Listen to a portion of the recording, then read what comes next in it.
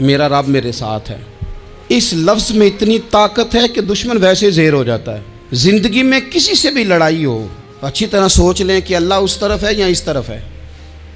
اگر آپ زیادتی پہ ہیں تو پھر رب مظلوم کی جانب ہے۔ اگر اللہ کی مدد آپ کے ساتھ ہے تو دنیا کی کوئی طاقت آپ کو گرا نہیں سکتی۔ اور اگر آپ مظلوم کے مقابلے میں ظالم بن کے آپ کھڑے ہو گئے ہیں اور آپ نے رویہ وہ اختیار کیا ہے کہ جس میں مدد نہیں آئے گی، تو پھر یاد رکھ لیں کہ آپ کوئی بھی ہیں، کہاں بھی ہیں، آپ کمزور ہیں۔ طاقتور تھے ابتدائے اسلام میں، ظاہری طاقت تھی کفار مکہ کے پاس، وہ ڈنڈوں سے مارتے تھے غریبوں کو، ان کے ہاتھوں میں ڈنڈے تھے، پر خدائی طاقت ان مظلوموں کے ساتھ تھی۔ صاحب زرقانی نے لکھا ہے، حضرت زنیرہ رضی اللہ تعالیٰ عنہ ایک لونڈی ہیں، غریب ہیں، ماڑے دا کی کام محمد نس جانا یا رونا، غریب سادی بی بی اور لونڈی کنیزہ، ایک مشرک کی کنیزہ تھی، انہوں نے کلمہ پڑھ لیا، وہ ڈنڈوں سے مارتا، دروں سے مارتا، تکلیف دیتا۔ حضرت زنیرہ رضی اللہ تعالیٰ عنہ کو اتنا مارا، اتنا مارا۔ اب آپ ایک اور پہلو پر بھی غور کریں، مار بھی پڑ رہی ہے پر خدا ادھر ہی ہے، اللہ کی مدد ادھر ہی ہے۔ رب کہتا ہے کہ پہلے تو صبر کرنا، ان اللہ مع الصابرین، تو صبر کرے گا تو پھر رب کی معیت ملے گی، ذرا ٹھہرنا، تو تھوڑا ڈٹنا۔ ان الذین قالوا ربنا اللہ ثم استقاموا تتنزل علیہم الملائکہ، تو کہے اللہ میرا رب ہے، پھر تو پہلے ڈٹ، پہلے تو نے ڈٹنا ہے۔ ثم استقاموا، جو ڈٹ گیا، تتنزل علیہم الملائکہ، ڈٹنے والے کے لیے مدد آتی، پہلے تھوڑا ٹھہرنا پڑتا ہے، پہلے تھوڑا صبر کرنا پڑتا ہے، حوصلہ کرنا پڑتا، اس کے بعد مدد آتی۔ مار پڑ رہی ہے، مارا جا رہا ہے، حضرت زنیرہ کو ان کا مالک جو ہے ظاہری آقا وہ مار رہا ہے، یہ کنیزہ ہے، اتنا مارا، اتنا مارا، ان کی بینائی چلی گئی، نظر آنا بند ہو گیا۔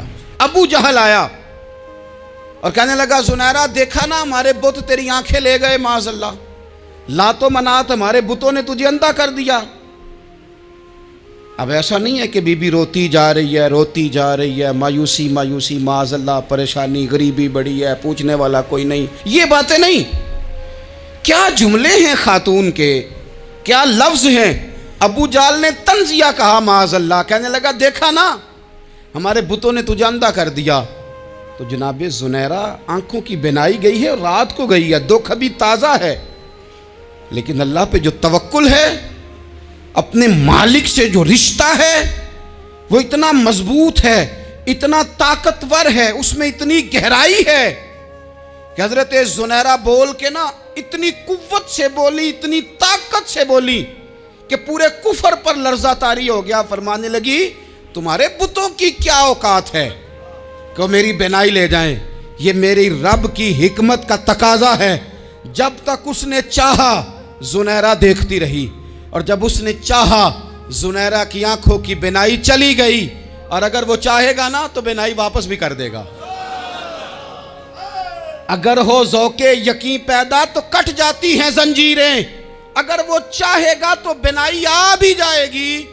حضرت زنیرہ نے رات کو یہ لفظ کہے، ابو جہل اور سارے کفار ڈر کے سن کے چلے گئے، آپ اطمینان سے آ کے بستر پہ سوئی۔